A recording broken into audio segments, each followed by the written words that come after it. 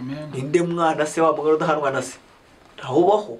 Rero ibyo biboko ufite sindi byari byo birashoka ari ikiboko cyuko uri gucirwa inyuma na sheri. Nicyo cyaba ikiboko.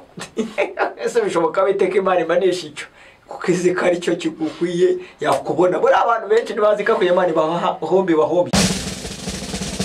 Zaburi ya mbere.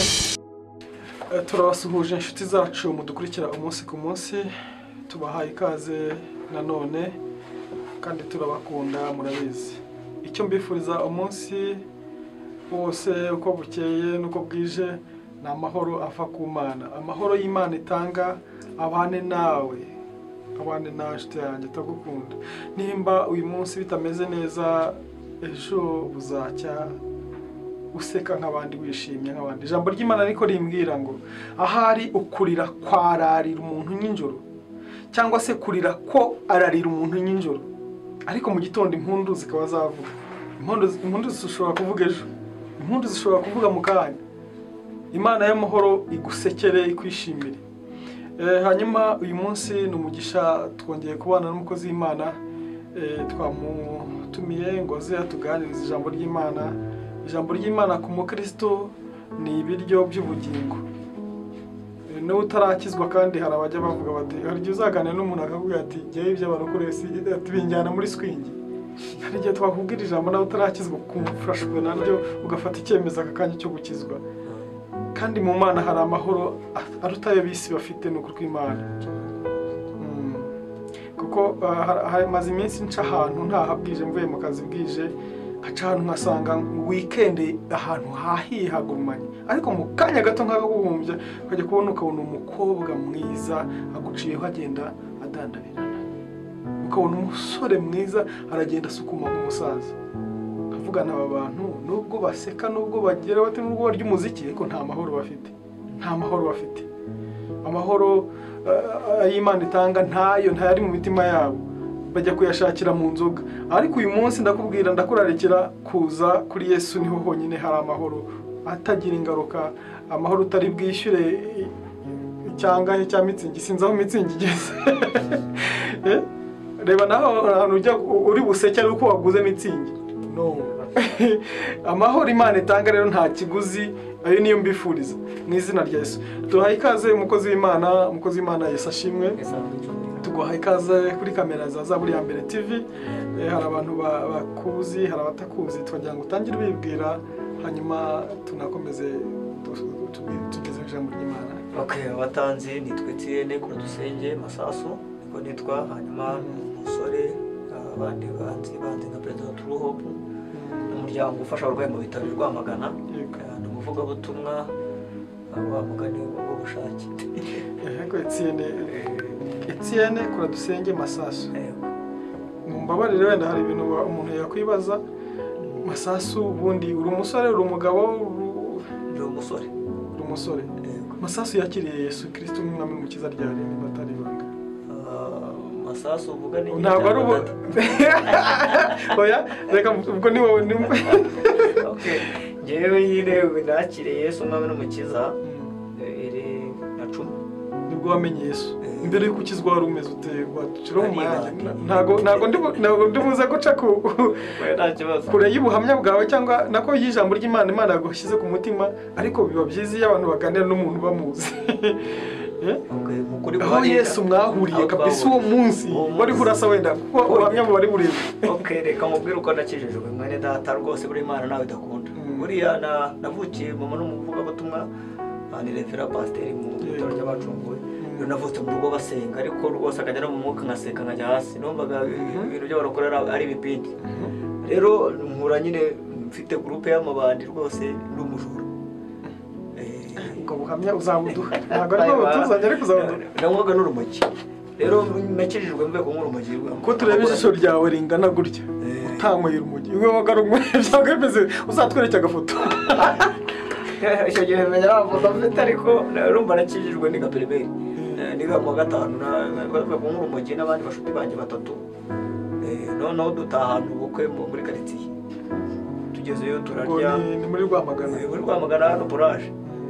Abazi kwa Samugabo bangure n'abandi aho hepfo ku mukecuru hari hasakuye mushiki wabo witwa Nyiranuma turagenda turarya mu bukwe nk'abandi bana baje gutumirwa ni muri famiye yo kwa mama hanyuma dusubire tukongera tumurundi indi bure raundi ya kabiri muri yongeza buri muntu wari umujyi afite apetite aba turagaruka turiyongeza rwose tugarutse tugeze mu marembo nkora n'umusaza nyihera nyine agacuma ndabanza ndanywa za nzoga za kera nzima urwagwa ndarugotonyera kabisa n'umwe umushare we yari muhama sinzi aho yarayikuye ariko ni muri babasoza baterekeye inzoga zo gusaba ndakubitaho ufata umuhama ukubita ku mabura abiri ibindi riri biryo rero nkase baba irimo inda nyine riri biryo urumva nakase turi mu marembo turi mu mbere ya gatatu neza mu marembo rero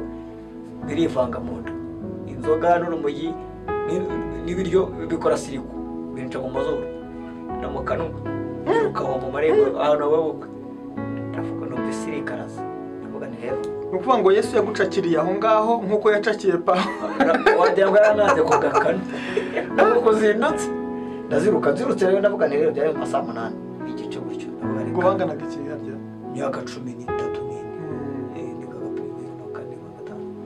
noneho ndavuga reka ntahe urumva umuntu urutse aho uhita ukata urabuteka ntahe iby'ibunga kuryama kuko urumva umutwe yari meserere ndazamuka ndataha ntabwo kuvayo njya mu rugo ari kure ariko abazi umuhanda kwa Claude Kabenzi ubwo ni Rwamagana ndi kuvuga umuhanda uri flat Rwamagana murasirazuba imihanda yacu biramba ariko natashe nkambakamba kubera ko nari nasinze n'amaboko n'amaguru bibaze ko n'umwana mutoyakoga neza ndatageze mu rugo agiye gukata mu gikari numva nyogokuru iri kumwe n'abantu hari umudamu wari uvuye ku kandi gasozi kacu tuzuranye ibiti gishari yari yamufatiye ku irembo rero umukecuru arakuze afite 45 azi kubyaza rero bimufatiye bamuzana mu rugo ngo amubyaze numva abantu bajya mu gikari ndavuga se ndaca mu gikari bazi ko ndi umukristo ndumwana wo kwa ibyo byose wabikoraga uri umukristo uya nyine kuri umwana wo kwa mama pastor n'ibindi byo ariko nyine nicyo natinye nabane ntabwo ndi bujye mu gikari nanyo ko nerazi ko inzoga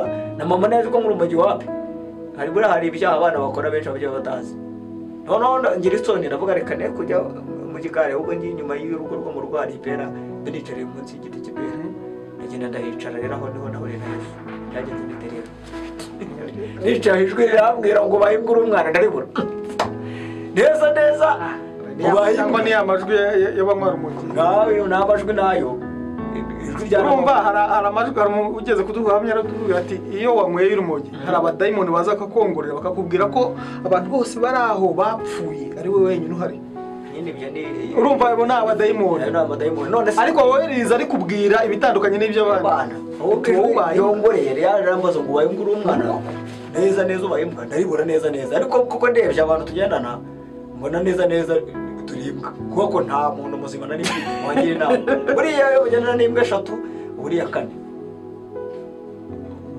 mu kinyarwanda nyine igihe nuko ngira ryambwiye ntumbaza uko byari bimeze bayimbwa umwana neza kuko ndi umwana primaire wishwe n'urumogi n'inzoka mbona bayimbwa neza nta urumva ishuri ryo kuryiga nawe urabyumva nigaga rimwe mu gihe nkazasubira kirangiye ariko ndaho ndicara ndabyumva ndaserijwe rimamagaye ijwi ry'umuntu komunije yaruke pero nawe ndi muntu hari kandi ngomba ijwi risanzwe n'ijwi iki nyiraho ngiye kubona abantu mu maso hacemo video y'ibyaha byose nakoze mu maso yanjye mbibona gutyo niba mbeshya ngiye gute amaye ndavuga se ibi n'ibiki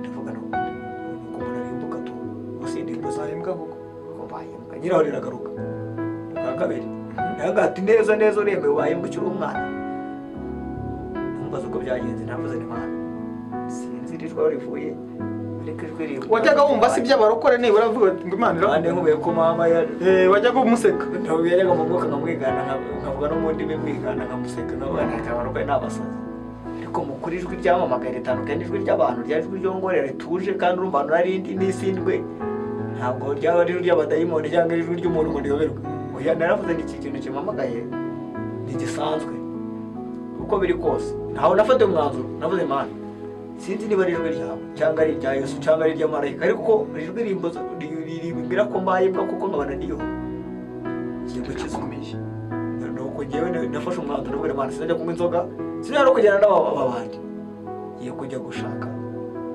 nsengero kandi aho mpingukira hambere ndajyaho kuko urumva ntabwo narimo umuvuga butumwa rumbwirije sibundi arumamakaye kubw'amahirwe w'abantu bavuye mu rugo ndagera nca mu idirishya yo mu gikari ngo mu buriri wanze ko nyogokora kubona ukambakamba naciye mu idirishya ngo mu buriri ndaryama nka saa 12 ndicura urumva nijyanye saa 8 saa 9 saa 10 saa 12 ndicura ndazamuka njya mu mujyi yingukira muri ngari abazi muri ngari harimo za Unity Temple n'abakoreragamo amateraniro ariko kandi no mu byizi nicara inyuma banaririmba cyangwa bari kuririmba no kubyina hanyuma basoje basanga gukizwa ndagenda baranyatuza kuva ubwo fatiraho mitanira no muri korali ababizi ubwo Zion Temple niyo yaje kunyuma kugira ibisubizo Pastor Fred niwe urishumbye yaza gutandukana na Zion Temple washimisha kamutaroke abandi bantu muri korali imyaka 12 ninjiye ubwo kuva ubwo Imana yafashe ibindi n'istori ndende uko nagiye mpinduka n'ibindi ndumva mbagoye ko nakirijwe ubuhamya uzaduvugamwe burebure hanyuma uyu munsi ntabwo dukwinjiye ukuntu wahawe impano zo kubwiriza n'iki byose uyu munsi hari ijambo Imana yashyize ku mutima wawe reka dusengere uyu mwanya Imana iduhaye mwiza umwanya w'igiciro umwanya utabonwa n'uwo ari we wese ariko n'uwo ari we wese uzabishaka azatubwire azadukontakite tumuhe ikaze aze abwire abantu umugambi w'Imana ku buzima bwabo. Mana data mu izina rya Yesu Kristo rikomeye turagushimiye kuko uri Imana nyamana Imana itabeshya ivuze irabisohoza. Haleluya. Nta muntu ugisaba uruhushya rwo kugira ngo usohoze ibyo wavuze mwami, nta nubwo ujya wisubiraho kuko nturi umukene, ntacyo ukennye, ntabwo ujya wivuguruza ku ijambo ryawe nicyo ngukundira. Ndagushimiye ko uyu mwanya wawuteguye, ibi warabivuze none birabaye, izina ryawe nishyirwe hejuru. Nyemera aka kanya tuje imbere yawe, tuje kuvuga kugira neza kwawe. Ndasengera umukozi wawe agiye kutugezaho ijambo ryawe, nyemerera ntaba ari we umugotesha amaraso Yesu, ntaba ari icyubahiro cyo kibura ahubwo habone iki cyawe mu izina rya Yesu. Ndasengera n'ugiye kubana natwe muri iki kiganiro kugira ngo umuhe umugisha mu izina rya Yesu Kristo rikomeye. Ingabo zo mu ijuru zitugote mu buryo bwose. Turaritse Imana data, Imana umwana, Imana umwuka wera kugira ngo ube mu ruhande rwacu kandi wiyerekane nk'uko wajyaga wiyerekana. Ijambo ryawe rirambwira ngo uko wari uri kera n'uyu munsi ni kuri, wiyerekane utwiyerekeye bundi bushya papa. Urakoze nyagora ku ngoma Imana. Reka umwuka wawe wera gote iki cyumba, gote iyi sara, gote iyi studio kubw'ubuntu imbabazi zawe. Uduhana umugisha n'abera bose, icyubahiro n'ikibi cyawe mu izina rya Yesu Kristo rikomeye. Amen. Amen. Amen. Amen. Reka turirimba indirimbo ya 77 mu gakiza ivuga ku rukundo rwose. Ngiye kuvuga ijuru urukundo rw'Imana kuko urumva ibande nk'iryo guhinduka umuvuga butumwa ni igitangaza. Rero n'urumogi n'ibindi n'ibyaha tutavuze bya karande n'istori ndende. Rero nabonye urukundo rw'Imana ngiye kuruvugaho tujye no mu byanditswe ni 77 mu gakiza. Vuga ngo muri urukundo rukomeye cyane batumye duka abana b'Imana, yampinduye umwana w'Imana inkuru aho ngaho bamuganiro dobari kwa Makiri mu cyaro ho ngaho gikomeye. Nawe yaguhindura umwana w'Imana yemereye mu izina rya Yesu. Amen. Aturirimbe urukundo rukomeye cyane twahawe n'Imana ihoraho, twahinduwe abana b'Imana ihoraho, dukwiye kubana amahoro, tuzanezerwa cyane mu ijuru, tuzaririmbana n'abera, tuzambikwa ikuzo muri urwo rukundo, amarira azaba mu ijuru, utugirire ubuntu Mana ihoraho mu rugendo rwacu dufite, uboherereze umugisha mukiza, tubashe kukumenya Mana, tuzanezerwa cyane mu ijuru, abana b'Imana tuzaririmbana n'abera bose, tuzambikwa ikuzo muri urwo rukundo, amarira azaba mu ijuru. Sinshaka gukorera abami babiri, niko gukunda isi n'ijuru. Muri iyi si hariho abakunda ubutunzi bwo mu isi, akaburutisha ijuru. tuzanezerwa cyane mu ijuru ya Yesu we, tuzaririmbana n'abera bose, tuzambikwa ikuzo muri urwo rukundo, amarira azaba mu ijuru. Hariho abahamya urupfu rwa Yesu, nibo barungurutse mu mva. Yesu ubwo yamaraga kuzuka, hanyuma yagiye mu ijuru. tuzanezerwa cyane mu ijuru, zaburi ya mbere, tuzaririmbana n'abera bose, tuzambikwa ikuzo muri urwo rukundo, amarira azaba mu ijuru. no mu gihe tugendera muri iyi si, tuyibonamo ibidushuka, ariko dukwiye kunesha ibyo byose, kuko ariko Imana ibishaka. Ababyeyi tuzanezerwa cyane mu ijuru, abasore we tuzaririmbana n'abera bose, tuzambikwa ikuzo muri urwo rukundo, amarira azaba mu ijuru.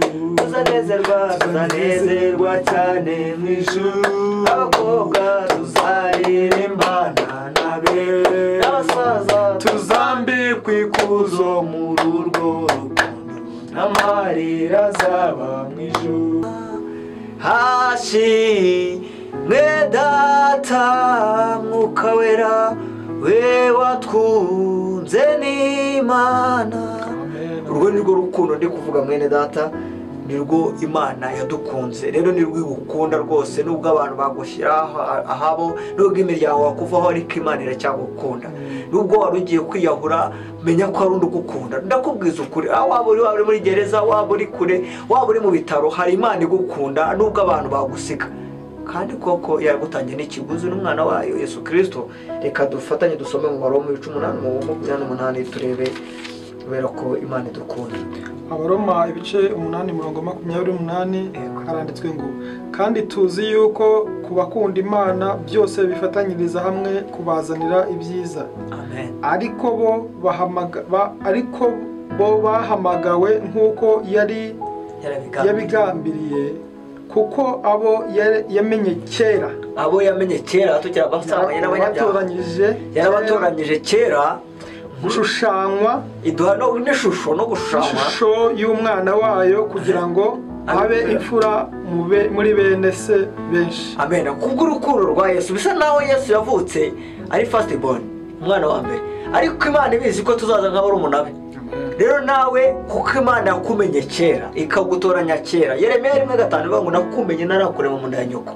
Rwose no gura umutinga, rero waba uri umujura, nubwo waba udakunditse inzoga zimeze nabi, Yesu aragukunda kubera ko yakumenye kera kandi yaragutoranyije, kandi izaguha n'ishusho irashaka ko usa n'umwana wa Yesu Kristo, imfura muri bene se benshi. Amen. Rwose nawe humura, aho isi yagusize Yesu yahagukura mwene data, aho imiryango yagusize Kristo aragukunze. Rwose nubwo wabona udakunditse, umugabo yaba yaragutaye akagusigira abana, hari se w'imfubyi akaba umugabo apfakazi ni Yesu Kristo. Niwe ndimo ndakubwira ngo aragukunda, ni ugushaka garuka mu rugo rwa data. Ese wabora we n'abahanuzi bakakubwira ibintu n'ibisohoro ukitoza mbere Imana? Ese haba hari amasezerano utegereje ukumva ugiye kubivamo? Imana iragukunda rwose, hari ibyo izaguha kuko yagukunze utaranayimenya, yagukunze udakunditse. Rwose iragukunda. Abaheburayo 12:4 humura, Kristo aragukunda kandi aragushaka. Reka tuhasome. Aranditse ngo mwebweho nimurakageraho muvusha amaraso mu ntambara murwanya ibyaha. Nta maraso arameneka turwanya kwikinisha, turwanya ubwibone, turwanya ibyaha. Ngo kandi mwibagiye ko guhugurwa kubabwira nk'abana ngo mwana wanjye ntugasuzugura igihano Uwiteka guhana. Imana isa nayo idukebura itubwira ko nibyo tunyuramo ariko bw'urukundo rwayo. Byo bose uravuga ko ubukene mfite ari urukundo? Ese kuba ndi umusiribateri, abakobwa n'abasiribateri abandi bambenga, nabyo n'urukundo rw'Imana cyane. Isa naho Imana ikebura bikunda, akawumve ko navuga mwana wanjye ntugasuzugura igihano Uwiteka aguhana, kandi ntugahwesane nagucyaha, kuko Uwiteka akunze ari wahana. uburwayi ufite bisa nk'aho ari urukundo rw'Imana, kandi n'ubukene uri gucamo no kuba baragusize ntujye kwiga nk'abandi ni urukundo. Ati gute se? Kuko isi izakugaburira mu myaka iri imbere yabunyujije mu ishuri ry'inzara. Wowe nubwo wabona ari ukwambara ubusa ariko iragutegurira amangazini y'imyenda. Ariko uyu munsi nta gihano ginezeza umuntu akigihanwa kimutera agahinda n'umubabaro, ariko nyuma kikera imbuto. Abanyeshuri ku ishuri twese baradukubitaga barimo tukabanga amarate n'ibindi, ukaza umwarimu afite ubuzima bw'umuntu, ariko mu uyu munsi iyo uhagaze uvuga ijambo kubw'icyongereza wamenye n'imibare wafashe kubwo gutinya inkoni ya mwarimu, wishimira amafaranga n'agashahara wamugana na salari cyangwa urikorera kuko hari aho wanyuze ubabazwa, uyu munsi bikaba biguteye kwishima. Rero twese niko twari tumeze, turakotana mugani turi inkotanyi cyane zifata igihugu, zabonaga paradizo uyu munsi tukirimo, ariko cya gihe cyari gishwanyaguritse. Rero ibyo ucamo uyu munsi birimo biragutegurira ahazaza heza. Humura, komera, Imana iragukunda. Reka wumve sasa turasose kuko Uwiteka akunze ari wahana. Tuze ku murongo wa 6 ndimo ndasoma Heburayo 12:6 kandi akubita ibiboko abo yemera bose ko ari abana be. Ninde mwana se wamugara udahanwa na se? Ntahubaho. Rero ibyo biboko ufite sinzi byari byo, birashoboka ari ikiboko cy'uko uri gucirwa inyuma ndashize, nicyo cyaba ikiboko. Ese bishoboka Uwiteka Imana imanisha icyo kuko izi ko ari cyo kigukwiye yakubona. Buri abantu benshi ntibazi ko Imana bahombya kuko iyo business irimo iramanuka dawuni ari kujya Imana yongere igirana ubusabane nawe kuko igukunda ntiyagutakaza. Rero ahubwo iyo butike yatakara, hari imitungo yagenda n'amasambu ukabura kuko aho kugira ngo ikubure iremera bikaba kubw'urukundo rwayo, kuko imbere yawe hari ibyiza biruta ibyo. Ijambo ryawe rikambwira ngo ibyo yibwira tukutugirira byiza si bibi. Ngo nimwihanganire ibihano ngo muba mugaragaje ko muri abana b'Imana. Ngo mbese ni mwana kidahanwa na se? Niko biri kutubaza. Se ko turi abana mu rugo, Yesu ari imfura muri bene se benshi, tukaba turi barumuna be, kuko niba twakosheje mu byara duhana kameme. Kandi koko twemera ko na Yesu yaravuga ngo nimusenga nyuma ngo data wa twese, ikikwereka ko Imana ari umubyeyi ni data, ni dadi. Wa mugani ni dadi wacu. Rero ni mwana kisi utakihanira ko bamuhana niba baguhagaritse muri korali itorero rivuyemo.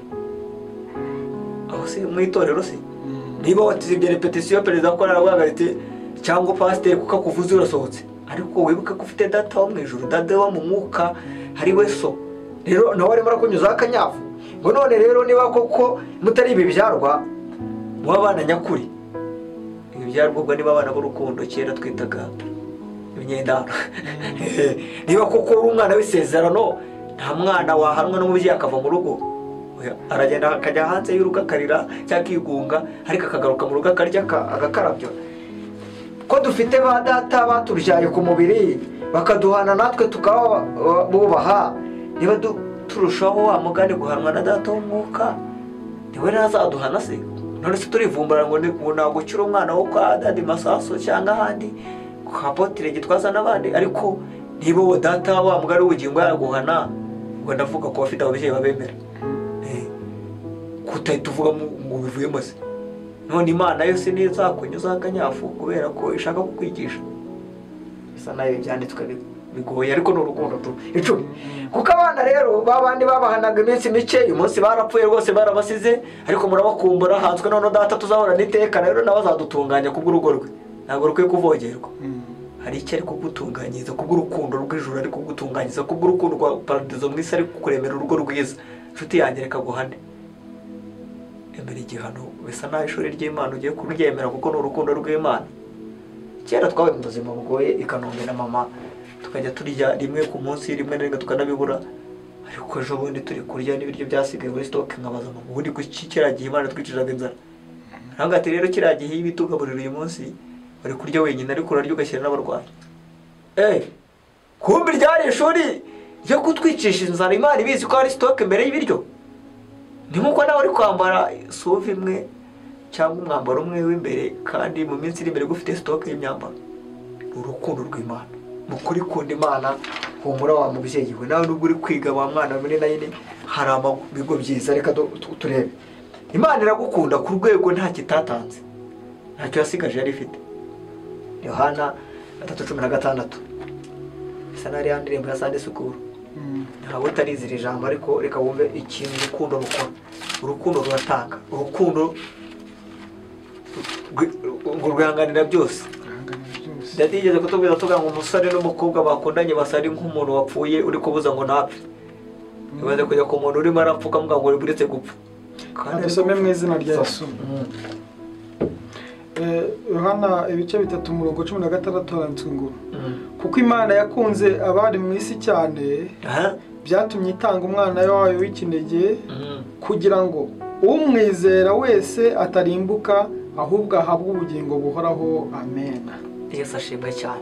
Kuko Imana yakunze twabari mu isi cyane, ibyo nibyo byayiteye, niyo mbarutso, niyo twiga yatumye haturika ikintu bita gutanga. Buriya iyo wakunze uratanga rwose, mwambaro utaratanga iPhone n'ibende, ukuri guhari niba ari biva ku rukundo rw'Imana uri umunyamugisha. Iyo niba nta yindi profit irimo, dusunikwa n'urukundo mu gufasha, dusunikwa n'urukundo. N'abantu benshi bikangamo, iyo ukora mu ikintu arikanga, iyo umubwiye ko ari mwiza barakuze, umubwiye ko ari mubi ararira. Iyo umubwiye ko akunditse kandi bazi ko adakunditse muri societe aratungurwa. Ariko kuko Imana yadukunze byatumye itanga umwana we w'ikinege. Ibaze iyo Imana tugake dukunda ntidutangire Yesu, cyangwa Yesu akaza kumusara akadukweba. Ariko arakaga isi ari kubiri mu bindi, ariko urwo rukundo ruraduhata. Bene data niko rwatumye mwene data ashaka uburyo yatekereza za buri ya mbere, agura kamera n'ibindi agatumira nabo kumusangiza kuko urukundo ari kubikorera. Rero yatumye dukundwa turabasambaye tumeze nabi, turabanywa umugi nkuko naremeze n'abanyamwanzo ngira gukunda. Nubwo waba uri mu kabari sindagufunga iki kibazo, nubwo waba rwose uri mu cyumba cyawe, Kristo aragukunda. Kristo aragushaka. Kristo arimo arakubwira ngo garuka mwana wanjye, nawe naragupfiriye, nawe naragucunguye. Nubwo abantu bakwanga, nubwo inshuti zaguta, nubwo abandi, hari Imana igukunda. Yesu Kristo aragushaka. Abaroma 8:3 turasoje rwose, ndimurambirwe turasoje. Mbese ubwo itimanye umwana wayo, umvira ijambo nari gutuye. Ubwo itimanye umwana wayo ari umwe. Ku bantu ho biragoye, nta nubwo waba ufite 20 bagoye gutangamo umwe apfira abanyabyaha bo rwose wavuga ati nange muzajye kumwibyarira. Ariko Imana ifite umwe. Soma Abaroma 8:32. Titire y'amagambo iravuga ngo ubwo Imana iri mu ruhande rwacu, umubisha wacu ninde? Umurongo wa 32 ngo mbese ubwo itimanye umwana wayo ikamutanga ku bwacu twese, izabura iteka umuduhana n'ibindi byose. Amen. Imana yatubaza ubwo yatanze Yesu ari we cyubahiro cyayo, ari we mwana wayo, ari we waremye byose. Rega bisa naho Yesu ari we Mana, kuko biravuga ngo ijambo ry'Imana, ijambo ryawe ni wowe. Yatanze ikiguzi cy'ubugingo bwayo, yatanze umwana wayo, iramuzanira muduhara ducungura. Niba yaraduhaye icyo cyari gikomeye mu ijuru, izabura iteka umuduhana n'ibindi byose. Ijambo kora rivuga Matayo 6:3. Bisa naho dushishikazwa no gushaka ibintu, kandi nyiri ibintu yaratanze umuti. Yatanze umwanzuro w'ubukire n'ibintu n'ejo hazaza byose ni muri Yesu. Matayo 6:33 aravuze ngo ahubwo mubanze mushake ubwami bw'Imana no gukiranuka kwayo, nibwo ibyo byose muzabyongererwa. Sana kiraje Imana inshinga ari uko twita ku rukundo rwayo n'ubwami bwayo. Hanyuma ibyo bindi twirukamo amazu, amafaranga n'ibindi, position n'ibindi, ingo nziza bizaza ari inyongera.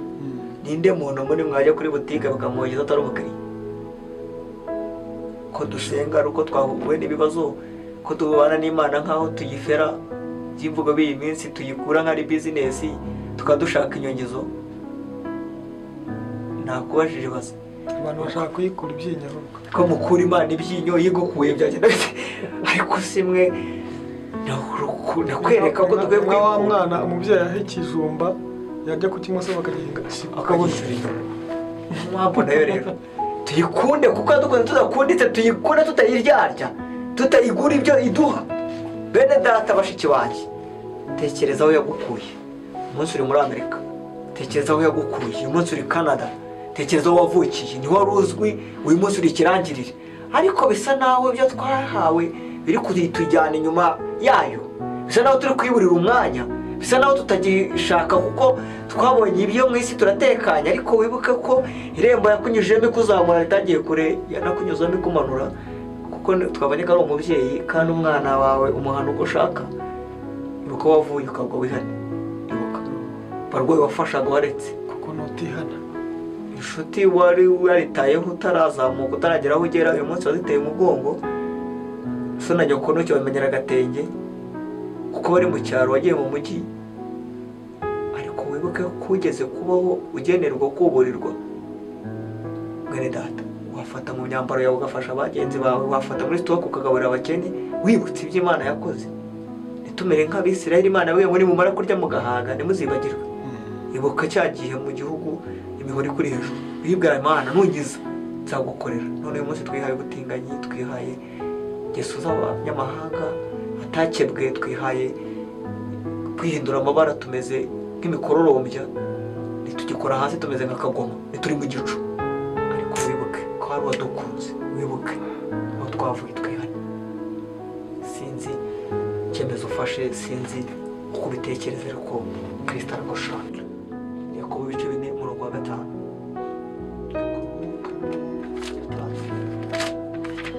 Ariko hari babwira abantu bagira ibintu bakirata ubutunzi bwabo, ariko ntibashobora kwiyungura n'umukoro n'umwe rwose. Umurongo wa 5 haravuzwe ngo mbese mutekereza yuko ibyanditswe bivugira ubusa, ngo umwuka uba muri twe urararikira ukagira n'ishyari? Ariko nubwo bimeze bityo, Imana irushaho kutugirira imbabazi. Nicyo gituma ivuga iti, Imana irwanya abibone, ariko abicisha bugufi ikabahera ubuntu. Amen. Ese utekereza ko Imana yemeye ko tuzi imbere y'Izaburi mbere wamugane atari umwuka wayo ufite kukurarikira uragushaka? Abantu benshi bakururwa n'irari bitari urukundo, bikagwa mu byaha. None natwe umwuka uri muri turararika ukanadufuhira. Rero umwuka Kristo yadusigiye nk'umufasha, arimo arakubwira ngo rekeraho, garukiraho, ugaruka nk'umwana mu rugo. Naho umwana w'ikirara yaragiye asayisha byose, ariko yibuka ko mu rugo kwa se n'umugaragu byibuze arya neza. Rero nawe warabisayishije n'ibyo wagiye kadira kujya no mu bwaturasohoka kujya na hirya no hino, ariko hari rumu y'imbabazi, hari urukundo. Imana iracyagukunda. Wikiyahura, wikita, wikijugunya. Hari uwagutangiye ikiguzi, ni Yesu Kristo umwana w'Imana. Imana yaragukunze, yaragukoye, kandi nawe uri umwana wo gukizwa, uri umwana w'ubugingo mu izina rya Yesu. Turasoje, azusomere mu byakozwe n'intumwa 3:20, hanyuma dusoze kandi humura. Imana iragushaka, tugira akagiro kandi bose iragushaka. Byakozwe n'intumwa, byakozwe Purito n'ibyashuwe 3:20.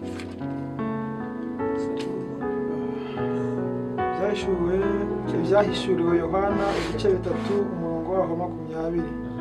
Dore mpagaze ku rugi ndakomanga. Yesu ahagaze ku rugi rw'umutima wawe, arimo arakomanga. Umuntu niyumva ijwi ryanjye agakingura urugi, nzinjira iwe dusangire. Amen. Imana ishimwe cyane. Yesu aragushaba gufungura urugi gusa rw'umutima akinjira mugasangira. Mwemerere musangire inshuti yanjye. Umuhe ubusambanyi, aguhe urukundo. Umuhe ubwibone, aguhe guca bugufi. Umuhe kwishyira hejuru, aguhe guca bugufi. Bamugana, aguhe ingeso nziza, aguhe kugira neza. Wongere ugire agaciro muri sosiyete, wongere utumirwe mu manama, wongere uhabwe imyanya yawe umwanzi yari yarakwambuye kubw'icyo cyaha cyakunaniye. Muhe musangire ku meza, iyo musangira ukoramo nawe agakoramo, kandi humura gake gake ni urugendo. Ese ufashe icyemezo cyo gukizwa? Ese urumva ushaka kwakira umwami n'umukiza? Reka dusoze n'ijambo ryo mu Roma, dusenga tugusengera. Roma 18:38-39. Turasoje, wowe tekereza ufata umwanzuro. Muri 18:38 yo kwa 39.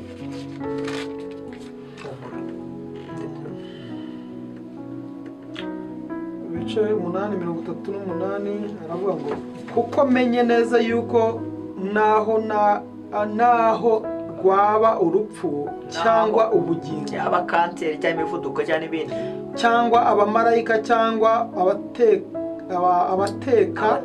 abategeka cyangwa ibiriho cyangwa ibizaza cyangwa abafite ubushobozi cyangwa uburebure bw'igihagararo cyangwa uburebure bw'ikijyepfo cyangwa ikindi cyaremwe cyose bitazabasha kudutandukanya n'urukundo rw'Imana ruri muri Kristo Yesu.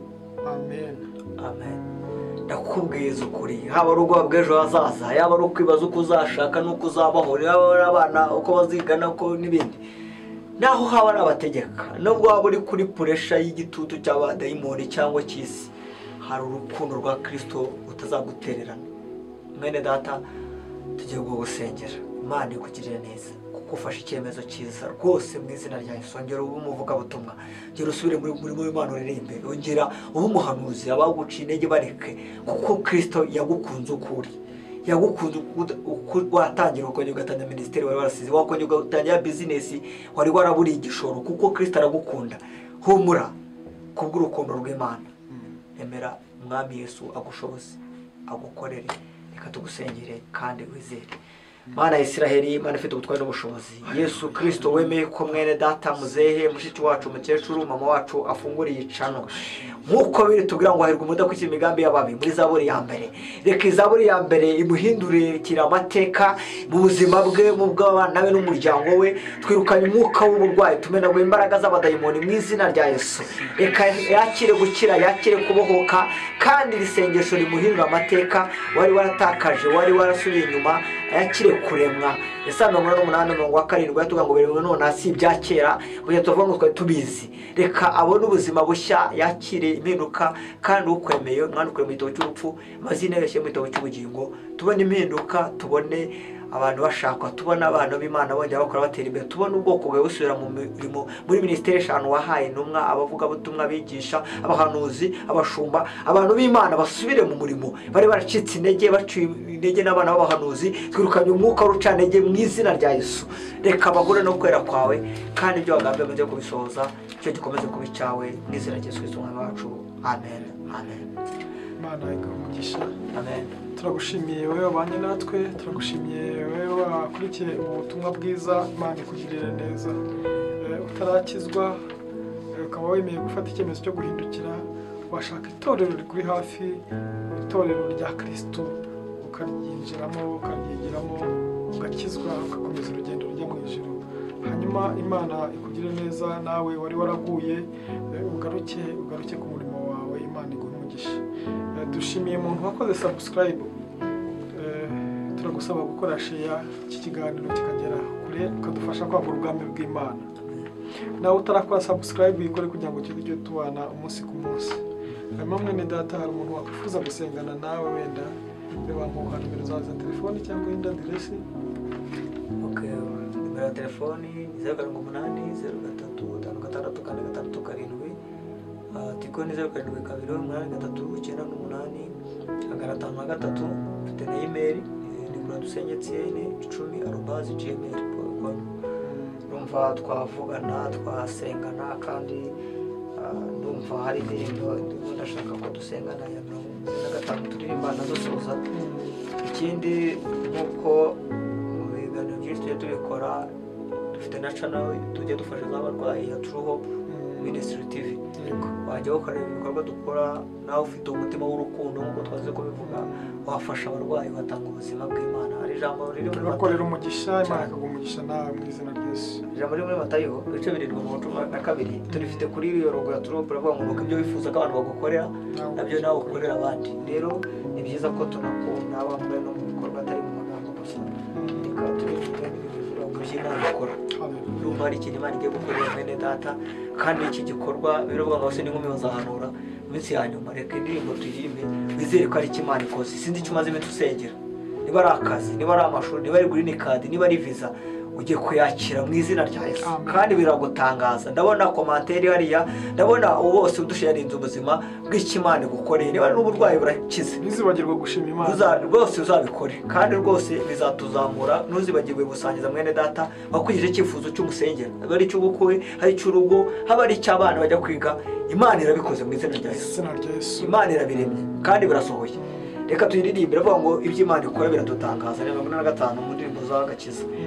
Iby'Imana ikora biradutangaza, nta n'uwabimenya uko biri, ariko icyo nzi ni uko iby'Imana ishaka ari byo nkwiye gukora. Ariko icyo nzi ni uko iby'Imana ishaka ari byo nkwiriye gukora. Urugendo ntabwo nabimenya byose, ariko nzi ko nzabimenya. Babyeyi we, ni kuki turizwa n'ibyago biriho kandi ari byo mu gihe gito? Ni kuki babyeyi, ni kuki turizwa n'ibyago biriho kandi ari byo mu gihe gito? Yesu nzi ko we, Yesu nzi ko ufite amagare ibihumbi, harimo n'iryo wangeneye. Ayiwe, icyo wamitiye mbona ukugira ngo nzagere mu ijuru.